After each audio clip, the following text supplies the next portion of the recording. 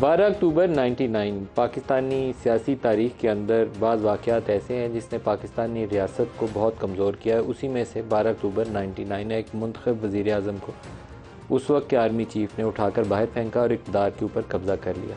ये दास्तान पाकिस्तान में 4 दफ़ा दोहराई जा चुकी है, लेकिन उसके अलावा जितनी हुकूमतें बनाई और गिराई गई उसकी तादाद गिनना काफ़ी मुश्किल काम है। 90 की दहाई में जितनी हुकूमतें गिराई गई या बनाई गई उन सारों के पीछे इस्टेब्लिशमेंट का हाथ था। फिर उसके बाद 9 साल तवील अरसा मुशर्रफ ने ख़ुद इक़्तिदार पर कब्ज़ा किए रखा। उसके बाद लगा ये कि शायद हम आगे बढ़ जाएंगे। चार्टर ऑफ डेमोक्रेसी 2 बड़ी सियासी जमातों ने साइन किया।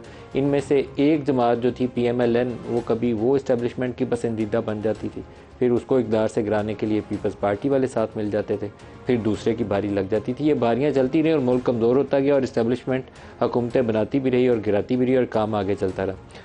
2013 के इंतखाबात के मतलब 2007 में मोहतरमा की असैसिनेशन हो गई थी।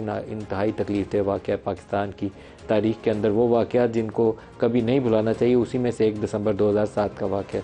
2008 में पीपल्स पार्टी की हुकूमत बनी और 2008 से 13 में जो उन्होंने हुकूमत की उसके नतीजे में शायद पहली दफ़ा थी कि पाकिस्तान पीपल्स पार्टी अपना वोट बैंक मुकम्मल तौर पर कम अज़ कम पंजाब के हलकों में लूज़ करने में कामयाब होगी। जो काम कोई मिलिट्री डिक्टेटर नहीं कर सका था, वो काम पीपल्स पार्टी की हुकूमत जिसने 5 साल ऑफिस में गुजारे थे, उससे पंजाब में उनका वोट बैंक ख़त्म हो गया।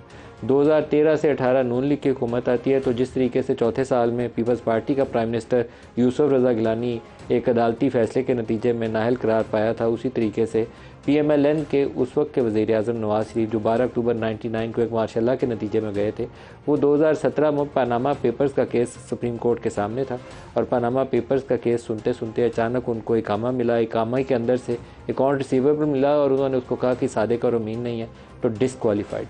ये वो सिलसिला है जो ना कभी रुकता है और ना पाकिस्तान संभलता है। ये काम पाकिस्तान तहरीक इंसाफ के साथ भी हुआ। तहरीक इंसाफ 2011 से लेकर 10 अप्रैल 2022 तक या उससे चंद माह पहले तक इस्टेब्लिशमेंट की पसंदीदा शख्सियत थे इमरान खान, और PTI उनकी फ्यूचर की पार्टी थी, क्योंकि 2 पार्टियों को वो कहते थे इन्होंने बारी लगाई हुई है, जान छुड़वानी है।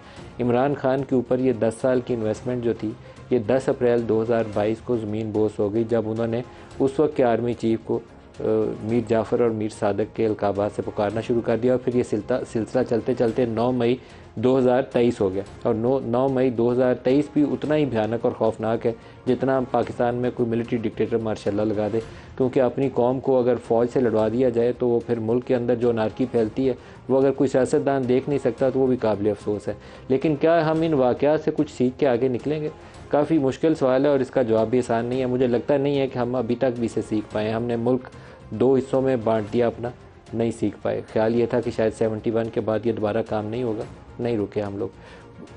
आप 73 के कॉन्स्टिट्यूशन के अंदर ऐसी शिकें डाली गई, आर्टिकल 6 डाला गया।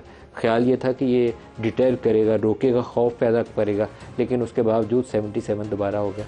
आज जो प्रोग्राम में हमारे साथ मेहमान शख्सियत हैं, ये बात इस पार्टी की जो पूरी सियासी तारीख़ है उसका भी अजीब सफ़र है। ये मार्शल्लाई दौर के अंदर ये इनकी सियासत का नवाज़ शरीफ का आगाज़ होता है, जनरल जिलानी, जनरल ज़िया के साथ, और फिर मुख्तलिफ 90s के अंदर जो फ़ौजी जर्नैल थे उनके साथ इनके ताल्लुकात की नोयत ऐसी रही कि कभी इनकी हुकूमत बनाने में रोल अदा करते रहे, कभी इनकी हुकूमत गिराने में रोल अदा करते रहे। 90 में जब नवाज़ शरीफ प्राइम मिनिस्टर बने तो IGI बनवाई इसलिए गई थी कि मोहतरमा को इक़्तिदार से बाहर रखा जाए और नवाज़ शरीफ को इक़्तिदार कैसे दिलाया जाए। 93 में उसी नवाज़ शरीफ को, जिसको बड़े चाव से वो लाए थे, धक्का मार के गिरा दिया और मोहतरमा की हुकूमत बना दी। फिर दोबारा में 97 में उनकी हुकूमत बनती है, फिर 12 अक्टूबर 99 हो जाता है। तो ये तारीख़ कहीं दुरुस्त रास्ता इसको इख्तियार करना चाहिए।